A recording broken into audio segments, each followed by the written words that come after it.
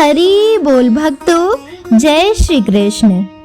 दोस्तों, आप सभी का एक बार फिर से आपके अपने YouTube चैनल महाकाल कन्या में एक बार फिर तहे दिल से स्वागत है। भक्तों, क्या आपने कभी सोचा है कि जिस अधिक मास को लोग कभी तिरस्कार की दृष्टि से देखते थे, वही मास आखिर भगवान विष्णु का सबसे प्रिय पुरुषोत्तम मास कैसे बना?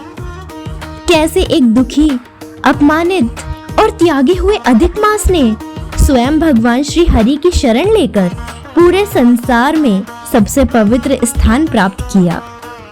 आज का यह अध्याय केवल एक कथा नहीं है, बल्कि यह उस सत्य को प्रकट करता है कि जो व्यक्ति सच्चे मन से भगवान की शरण में चला जाता है, भगवान स्वयं उसकी रक्षा करते हैं। इस दिव्य अध्याय में हम जानेंगे वनवास में पांडवों का दुख और श्री कृष्ण का करुणामय रूप, भगवान श्री कृष्ण का अपने भक्तों के लिए प्रचंड क्रोध, अर्जुन द्वारा भगवान को शांत करने की अद्भुत प्रार्थना, काल चक्र, युगों और सृष्टि के गहरे रहस्य, और सबसे महत्वपूर्ण, कैसे अधिक मास भगवान विष्णु की शरण में पहुंचा और अपनी पीड़ा सुनाई। भक्तों, यह अध्याय हमें यह भी सिखाएगा कि दुनिया चाहे हमें कितना भी तुच्छ क्यों ना समझे, यदि भगवान का साथ मिल जाए तो वही जीवन महान बन जाता है।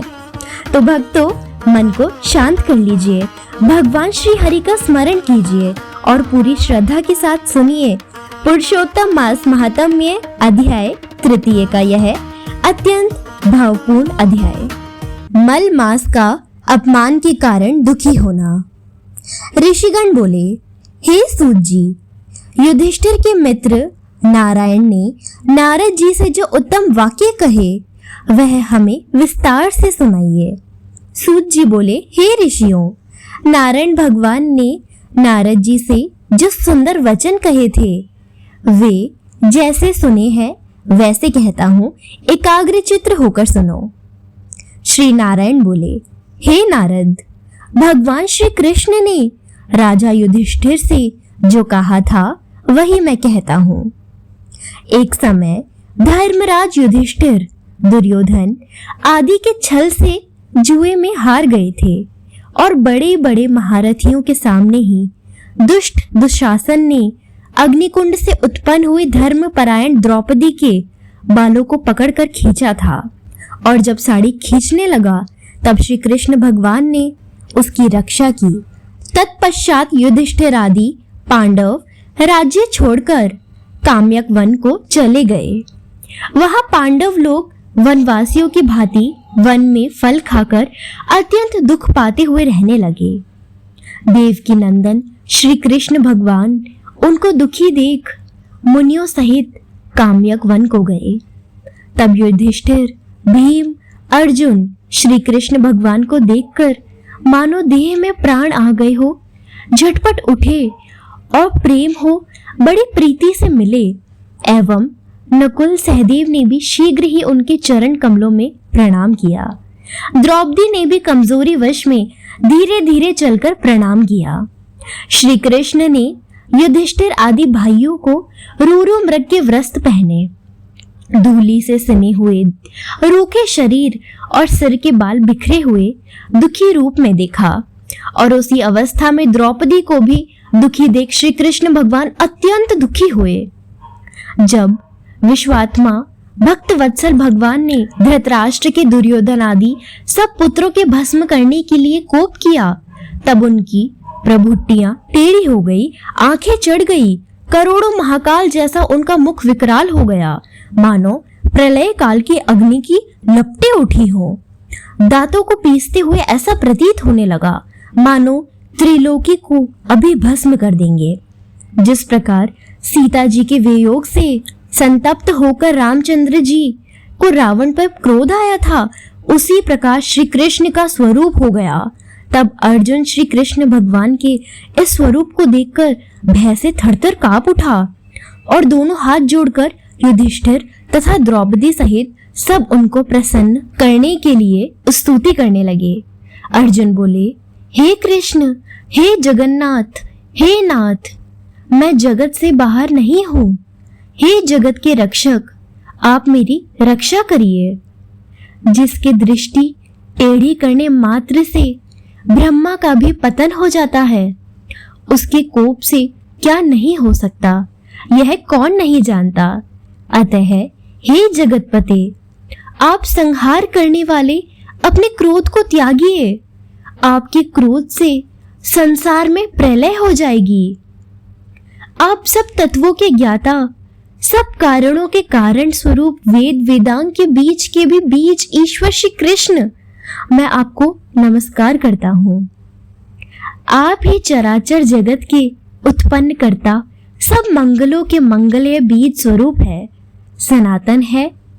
आप अपने रचे हुए विश्व का एक व्यक्ति के अपराध के कारण क्या नाश करोगे? ऐसा कौन होगा जो मच्छरों को भस्म करने के लिए अपने सब घर को जला दे?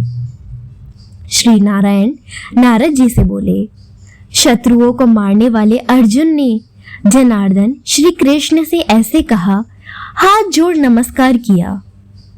सूत जी बोले, हे ऋषियों, जब श्री कृष्ण भगवान क्रोध त्याग कर चंद्रमा के समान शीतल हो गए, तब पांडवों ने श्री कृष्ण भगवान को शांत हुए देखकर सुख पाया। प्रेम से प्रफुल्लित सुख को देखकर युधिष्ठिर आदि सबने श्री कृष्ण भगवान को प्रणाम किया और कंद मूल फलादि से उनकी पूजा की। श्री नारायण बोले, दीन बंधु भक्त वत्सल श्री कृष्ण भगवान को प्रसन्न जान प्रेम मग्न हो सिर झुका, हाथ जोड़े अर्जुन ने बार बार प्रणाम किया और भगवान से उन्हीं प्रश्नों के विषय में पूछा जिन प्रश्नों को आपने हमसे पूछा है। अर्जुन के इस प्रकार के प्रश्नों को सुनकर श्री कृष्ण एक घड़ी मन में विचार कर मित्र पांडवों और पतिव्रता द्रौपदी को ढांढस बंधाकर हितकारक वचन बोले, हे महाराज, हे शत्रुओं के लिए अजय, अब मेरा उत्तर सुनो। तुमने ऐसा अपूर्व प्रश्न किया है जिसका उत्तर देने में मैं समर्थ नहीं हूँ। यद्यपि इस प्रश्न का उत्तर गूढ़ से भी गूढ़ है और ऋषियों को भी अगम्य है, तो भी हे अर्जुन, मैं तुम्हारी मित्रता और भक्ति के कारणवश अवश्य बतलाऊंगा। हे पांडवों, इसका उत्तर बड़ा पेचीदा सा है, अतः क्रम से सुनो। चैत्र आदि जो 12 महीने हैं, शुक्ल और कृष्ण पक्ष, लव, घड़ी, याम, त्रियामा, 6 ऋतुएं, मुहूर्त, दोनों अयन, हायन, युग तथा पराधर्ध से लेकर जितने काल वाचक है, नदियां, सप्त सागर, हृद, प्रसिद्ध कूप, वापी, लताएं, औषधियां, अनेक प्रकार के वृक्ष, बांस, विविध जाति के पेड़, नगर, गांव, वनस्पति, गिरी समूह, पुरिया, ये सभी मूर्तिमान है जो अपने विशिष्ट गुणों से पूजे जाते हैं। उनमें ऐसा कोई नहीं है जो अपने अपने अधिष्ठाता देवों से वर्जित हो। ये सब अपने अपने समय में पूजे जाने पर फलदाता होते हैं। अपने अपने स्वामी के संयोग के माध्यम से वे सभी सौभाग्यशाली है। हे अर्जुन, कदाचित उस समय अधिमास आया, उसको सब लोग असहाय, निंदित, अपूज्य, मलमास रवि संक्रांति से वर्जित ऐसा कहते थे। मल रूप होने से अछूत और शुभ कर्मों के लिए निंदित होने के कारण कांतिहीन, निरुद्योगी, अत्यंत दुखी, थकित शरीर, चिंता से घिरा मन, मलिन, मुर्दा की तरह हृदय में धैर्य धारण कर मलमास मेरी शरण में बैकुंठ में आया, जहां मैं रहता हूं वहीं पहुंचा। अंतःगृह में गया हुआ वह मुझको विनीत भाव में दिखाई दिया।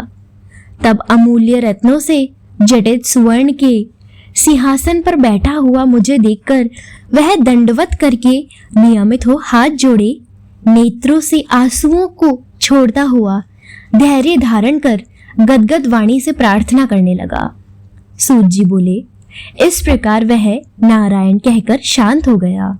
तब नारद जी यह सुनकर फिर नारायण से कहने लगे कि अधिक मास जगत के पापों को हरने वाले योगियों को भी दुर्लभ भक्ति से प्रदान होने वाले, योगियों को भी दुर्लभ भक्ति से प्राप्त होने वाले पूर्ण रूप विष्णु के पवित्र लोक में जाकर संसार को अभय देने वाले ब्रह्म रूप मुकुंद के पद कमल की शरण पाकर क्या बोला, सो सुनाइए। इति तृतीय अध्याय समाप्तम।